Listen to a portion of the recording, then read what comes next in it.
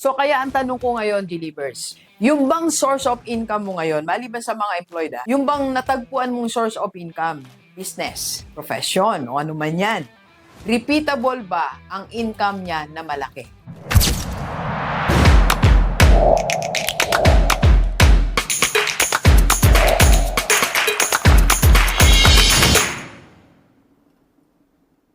Ito, Delivers, paalala ni Rockstar sa lahat ng mga followers ni Doc or kahit mo, ngayon mo lang ako napanood. I'm Doc Gigi. I'm a business strategist and financial educator sa IMG Rockstar Community. Okay, so, ito ang isang mantra ni Doc ngayon para sa atin lahat.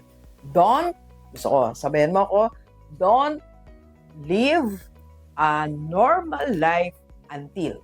Okay? Don't live a normal life until you create these things. Alright? Marami sa atin, normal na normal ang buhay. Tama?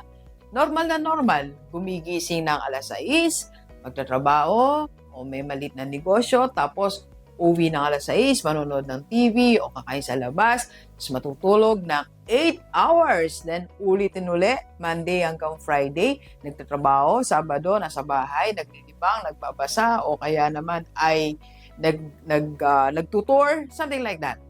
Normal life. Pero ang tanong, meron ka na ba nito? Hindi ko po sinasabi ang marangyang buhay, hindi ko po sinasabi luxury. You can afford luxury things or travel. Ang tanong ko, itong bagay na to. Okay, pag-usapan natin. Let's go, let's go. Okay, so don't live a normal life until this one. Okay, so Doc, ano ba yan? Until you already establish a source, a business, a career, or anything, a stream of income that is giving you repeatable income. Yung pwedeng magbigay sa'yo ng paulit-ulit na income. That means, kung ano yung income mo last year, kaya niya pa rin ibigay sa'yo this year, next year, sa mga susunod na taon. Marami pong source of income or business na pag kumita ka nitong taon na to, next year, it's not guaranteed. The following year, lalong hindi guaranteed. So, mahirap pagpaguran ang ganong klase ng source of income. Kahit ako, hindi ako tataya doon. Kahit ako, hindi ako pupunta sa ganung source of income na hindi sigurado na kaya niya pa rin ibigay yung same amount of money, more or less, sa susunod na taon. Kaya, don't live a normal life hanggat hindi mo to natatagpuan. So, ano bang kahalagaan pag meron tayong repeatable income? Kaya sabi ko po kanina, hindi yung mga luxury things pinag-usapan natin. This one, repeatable income. Why? Kasi pag yung income mo last year, sa source mo, sa business mo, kaya niyang ibigay ngayon, ano magiging effect sa'yo at sa family mo? First, kaya mong bumili ng house and lot. Second, kaya mong mag-ipon for your retirement. And third, kaya mong tumulong sa iba. And more and more. Kaya mong mag-travel. Kaya mong ibigay kung ano yung gusto ng family mo. Pag ang source of income mo, nagbibigay siya ng paulit-ulit na income. Meaning to say, kaya niyang ibigay ang 1 million ngayong taon na to. Next year, kaya kanya ulit bigyan ng 1 million. The following year, kaya kanya ulit bigyan ng 1 million. So, wag nating pagpaguran, unang-una. Okay? No to. One time, big time. Yung minsan lang to dumating. Minsan lang ako makabenta.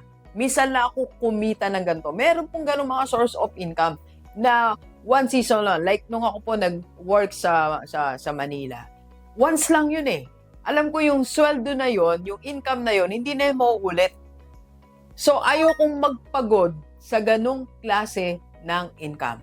Second, no to short term. Yung alam mo na ngayon lang yan, ngayong season lang na to yan. Good for 1 year lang yan. Good for 3 years lang yan. Pero after that, wala nang ganyang income. I don't want to work on that type of source of income. And third, ayoko din ng trend lang. Kasi trend lang yan eh. Kasi ito lang yung uso. Naalala natin, ang dami naging uso, di ba? So yung mga sumakay doon, yes, kumita sila, pero hindi na naulit yung mga income. So, pero ayoko magpakapagod sa ganung source of income. Okay? So, Doc, anong business yan? Ito po, sample natin. Oh. Maraming gantong business.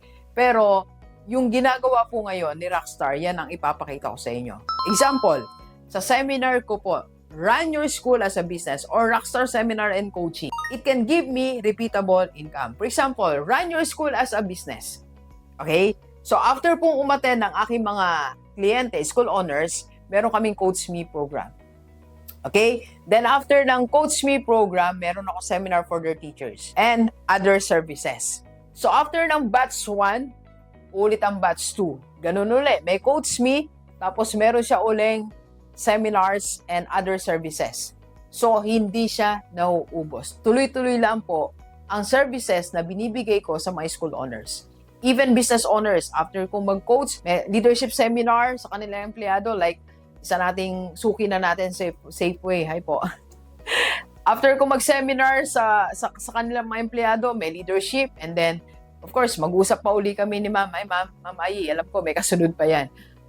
So, hindi siya nauubusan. Yung naging income ko previous year, kaya niyang ibigay this year. Another example, separate vlog ko po to. Sa IMG, since nag-focus tayo dito, 2020, yearly, hindi nawawala sa ganitong range ang income natin. Kaya niyang ibigay repeatable, yearly, the same income na meron ako since 2020.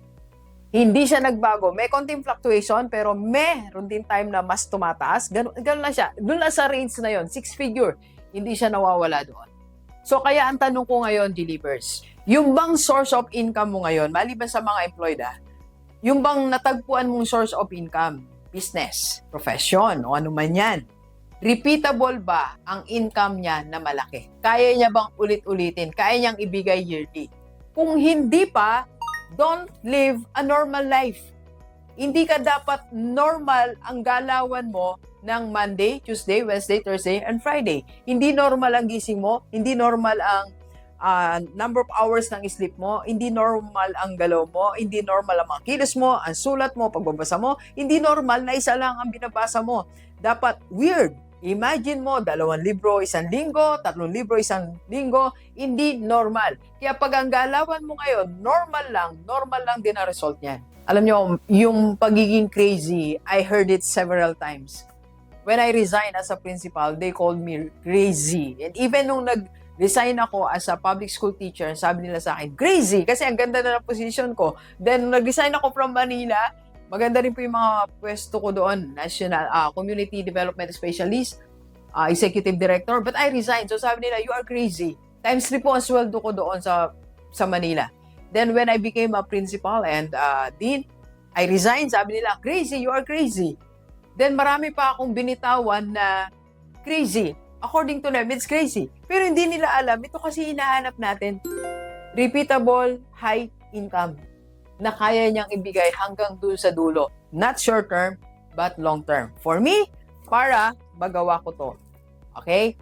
Para magawa ko yung gusto ko, I can prepare for retirement, I can help nanay, and I can also help other people. Kung hindi mo pa natatagpuan yan, we can help you po. Dalawa, sa IMG Rockstar Community or Rockstar Seminar and Coaching para ma-coach ka ni Doc. Pwedeng online, one-on-one, or pwede pong face-to-face. PM na, yan po ang aking personal FB. Maraming salamat. Let's go. Copy po tayo. Copy po.